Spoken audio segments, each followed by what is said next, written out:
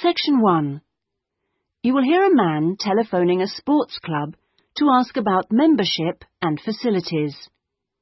First, you have some time to look at questions 1 to 4.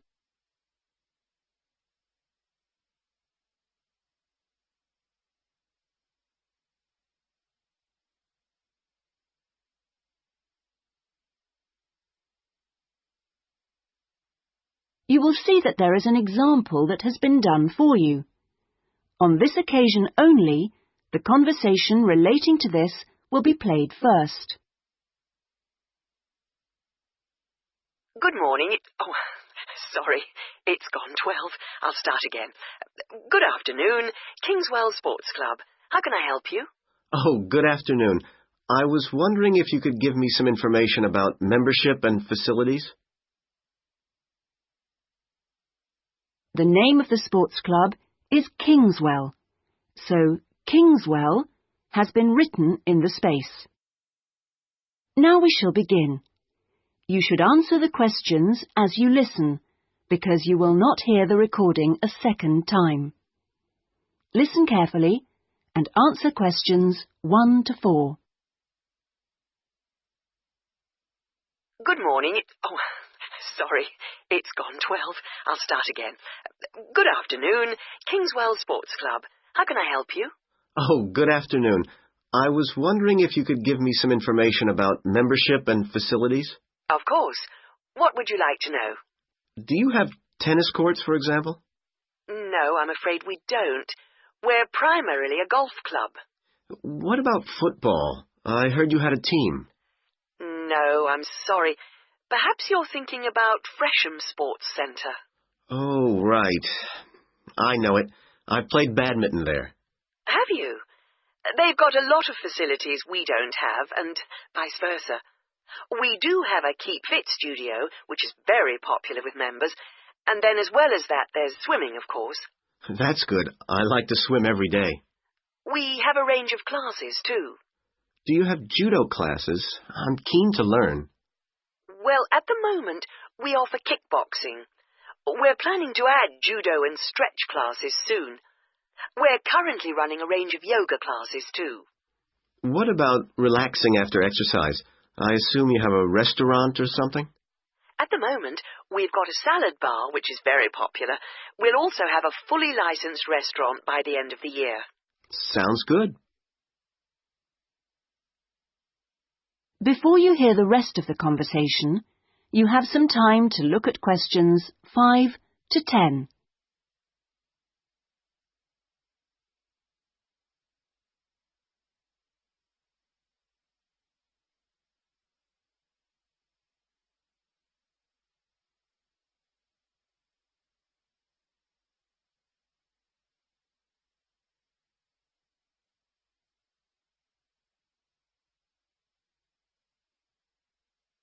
Now listen and answer questions 5 to 10.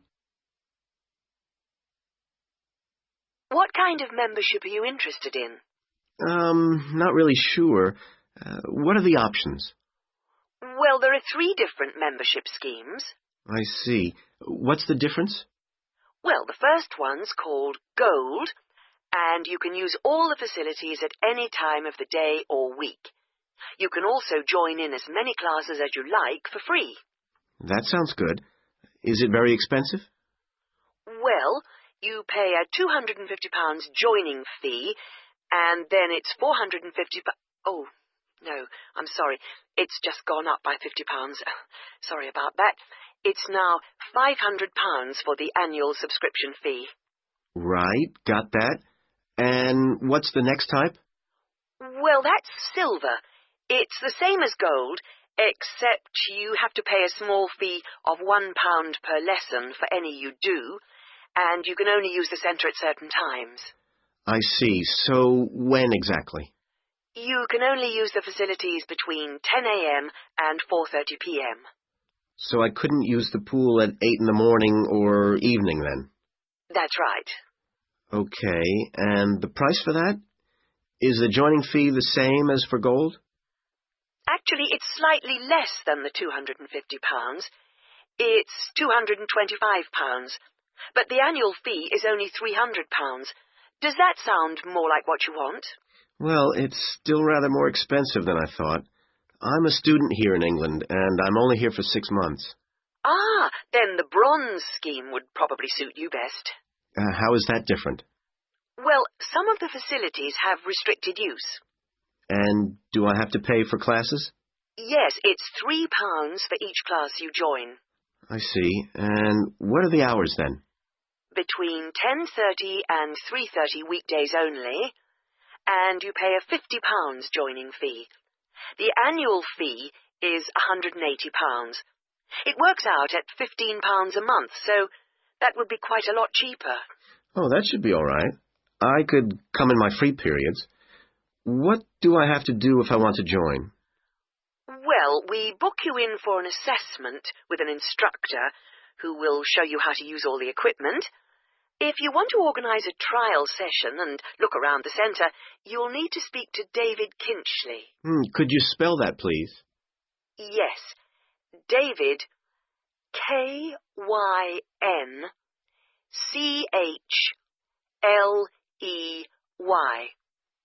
I'll give you his direct line number. It's 0458 95311. Thanks.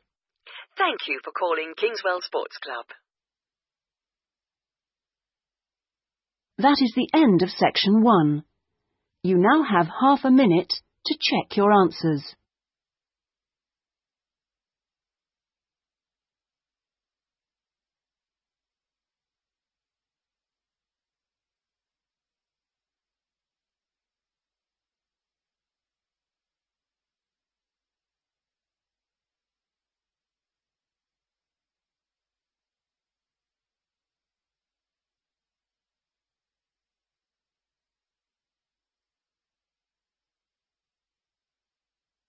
Now turn to section 2.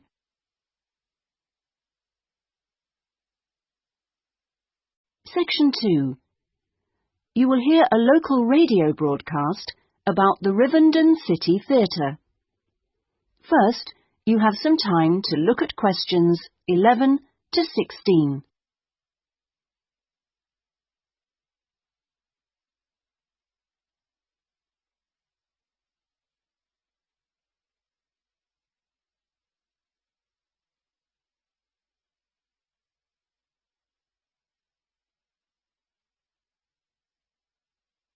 Now listen carefully and answer questions 11 to 16. And here on Radio Rivendell, we have Lynn Rawley, the Public Relations Officer of our own Rivendell City Theatre. Hello, Lynn. Hello. Now, the theatre is reopening soon after its 3-year redevelopment program, isn't it? That's right, and there are a lot of improvements. The first thing people will see when they go in is that the foyer has been repainted in the original green and gold. Then the box office has been reoriented with its own access from the side of the building instead of through the foyer, which means it can be open longer hours and has more space too. The shop that used to be in the foyer, which sold books and CDs, is the one part of the redevelopment which isn't yet complete. The plan is to find new premises for it near the theatre, and we've had difficulty finding somewhere suitable. We hope to reopen the shop in the next few months. Will audiences find any difference in the auditorium? Yes, we've increased the legroom between the rows. This means that there are now fewer seats, but we're sure audiences will be much happier. And we've installed air conditioning so it won't get so hot and stuffy. We already had a few seats which were suitable for wheelchair users, and now there are twice as many, which we hope will meet demand. Something else that will benefit audiences is the new lifts. The two we used to have were very small and slow. They've now gone, and we've got much more efficient ones. Anything for the performers? Yes, we've made a number of improvements backstage. The small, dark dressing rooms we used to have been converted into 2 large, airy rooms, so they're much more comfortable now. And the state-of-the-art electronic sound and lighting systems have been installed. Before you hear the rest of the talk, you have some time to look at questions 17 to 20.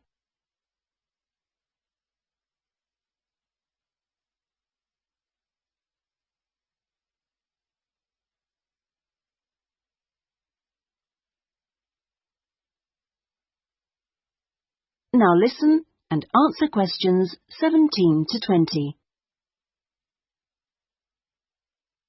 Okay, so what's the first play that audiences can see when the theatre reopens? We've got a very exciting production of Peter Shaffer's Royal Hunt of the Sun, which is currently touring the country. That starts on October the 13th and runs till the 19th. We're experimenting a bit with the time the curtain goes up. We used to start all our performances at 7:30, but that made it difficult for people to go home by public transport. So instead, we're beginning at 7, because at 9:45, when it finishes, there are still buses running. Tickets are already selling fast. The Friday and Saturday performances sold out almost immediately, and in fact now there are only tickets for Monday and Thursday. How much are they? We've introduced a simpler price structure. Ticket prices used to range from £6 to £30, but now they're all £18. They're available from the box office, in person, by phone, fax or post, or online. Okay, Lynn, now if you'd like to give the contact details for the theatre so that our listeners... That is the end of section 2. You now have half a minute to check your answers.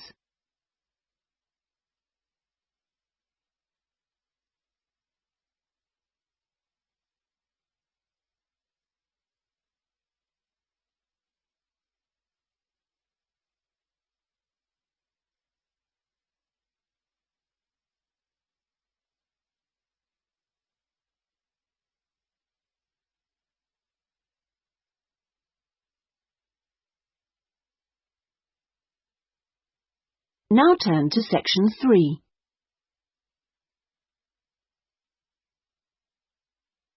Section 3. You will hear a man inquiring about college courses. First, you have some time to look at questions 21 to 25.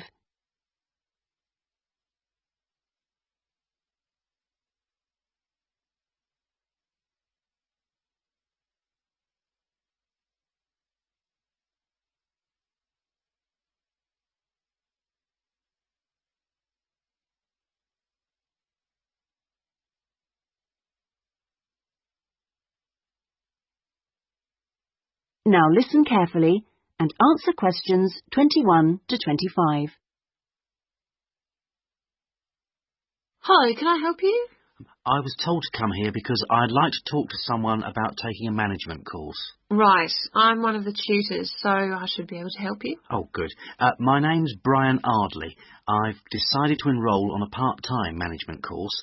A friend of mine took one last year and recommended it to me. Right. Is there anything I should do before the course, like reading or anything? We prefer to integrate reading with the course, so we don't give out a reading list in advance. But we like people to write a case study describing an organisation they know. I've already done that, as my friend told me you wanted one. But would it be possible to sit in on a teaching session to see what it's like? I haven't been a student for quite a while. Fine. Just let me know which date and I'll arrange it with the tutor. Now, could I ask you about the college facilities, please? Anything in particular? Well, the course is 1 day a week, all day, isn't it? So presumably it's possible to buy food. Yes, the refectory's open all day. Does it cater for special diets? I have some food allergies. Provided you warn the refectory in advance, it won't be a problem. Good. What about facilities for young children? I'd like to bring my daughter here while I'm studying. How old is she? 3. Then she's eligible to join the nursery, which is supervised by a qualified nursery nurse. The waiting list for a place is quite long, though, so you ought to apply now. Okay. I don't know if our careers advice service would be of any interest to you. Yes, it might help me decide how to develop my career after the course. The centre has a lot of reference materials and staff qualified to give guidance on a one-to-one basis. I noticed a fitness centre next to the college. Is that for students? It's open to everyone, but students pay an annual fee that's much less than the general public pay. And presumably the college library stocks newspapers and journals as well as books. Yes, and there's also an audio-visual room for viewing and listening to videos, cassettes and so on. Is there also access to computers? Yes. Your tutor will need to arrange with the technical support team for you to get a password, so ask him or her about it when you start the course. Okay. Before you hear the rest of the conversation, you have some time to look at questions 26 to 30.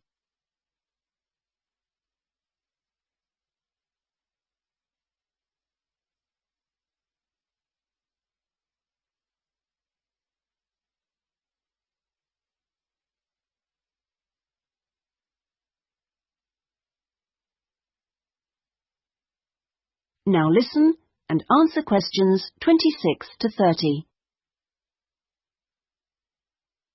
By the way, do you know about our business centre? No, what's that? It's a training resource, a collection of materials for people to study on their own or use in their own organisations. Uh-huh. You mean books and videos?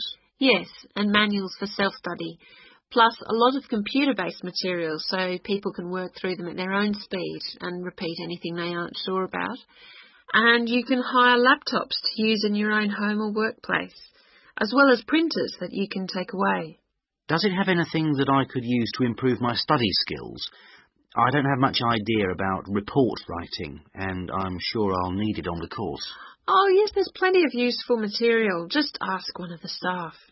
Does the centre cover all the main areas of business? Yes, topics like finance and, of course, marketing. That's a popular one. Local managers seem to queue up to borrow the videos. So it isn't just for students, then? No, it's for members only, but anyone can join. How much does it cost? £100 a year for a company and £50 for an individual, with no discount for students, I'm afraid. Well, that's very helpful. Well, I think that's all. I'd better go home and fill in the enrolment form. Thanks for all your help. You're welcome. Goodbye. Goodbye. That is the end of section 3. You now have half a minute to check your answers.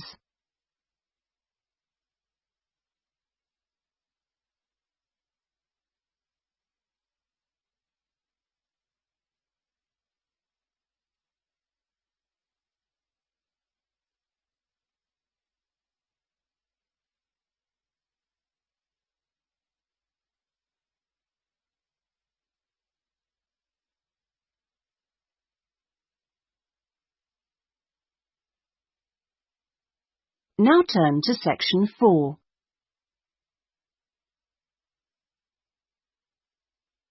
Section 4. You will hear a talk on a social history of the East End of London. First, you have some time to look at questions 31 to 40.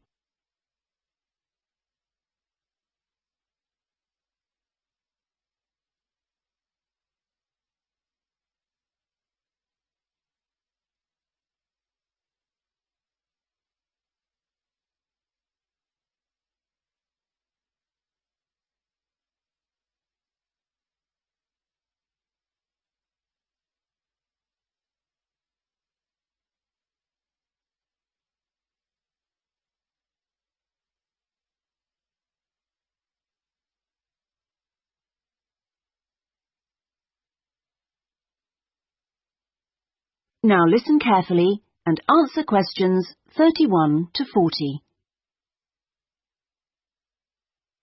In the last few weeks, we've been looking at various aspects of the social history of London, and this morning we're continuing with a look at life in the area called the East End. I'll start with a brief history of the district and then focus on life in the first half of the 20th century. Back in the 1st to the 4th centuries AD, when the Romans controlled England, London grew into a town of 45,000 people, and what's now the East End, the area by the River Thames and along the road heading north-east from London to the coast, consisted of farmland with crops and livestock, which helped to feed that population. The Romans left in 410, at the beginning of the 5th century, and from then onwards, the country suffered a series of invasions by tribes from present-day Germany and Denmark, the Angles, Saxons and Jutes, many of whom settled in the East End. The technology they introduced meant that metal and leather goods were produced there for the first time, and as the East End was by the river, ships could transport goods between there and foreign markets. In the 11th century, in 1066 to be precise, the Normans conquered England, and during the next few centuries London became one of the most powerful and prosperous cities in Europe. The East End benefited from this, and because there were fewer restrictions there than in the city itself, plenty of newcomers settled there from abroad, bringing their skills as workers, merchants or moneylenders during the next few hundred years. In the 16th century, the first dock was dug, where ships were constructed, eventually making the East End the focus of massive international trade. And in the late 16th century, when much of the rest of England was suffering economically, a lot of agricultural workers came to the East End to look for alternative work. In the 17th century, the East End was still a series of separate, semi-rural settlements. There was a shortage of accommodation, so marshland was drained and built on to house the large numbers of people now living there. By the 19th century, London was the busiest port in the world, and this became the main source of employment in the East End. Those who could afford to live in more pleasant surroundings moved out, and the area became one where the vast majority of people lived in extreme poverty and suffered from appalling sanitary conditions.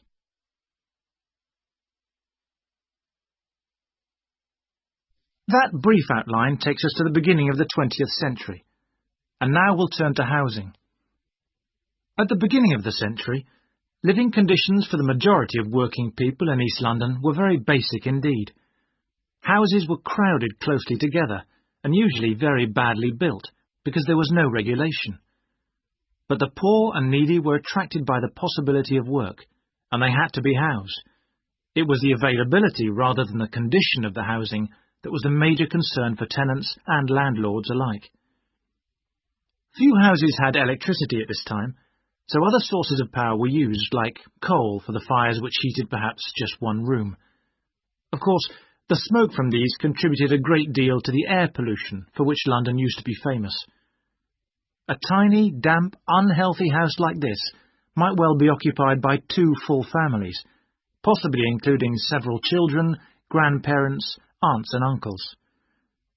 Now, before I go on to health implications of this way of life, I'll say something about food and nutrition.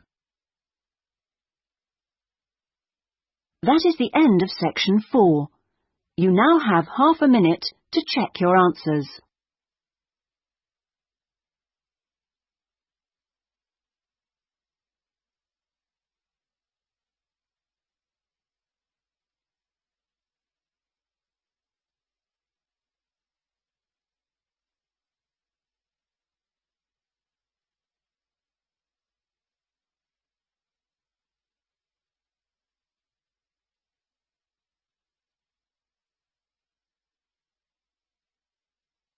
That is the end of the listening test. In the Ielts test, you would now have 10 minutes to transfer your answers to the listening answer sheet.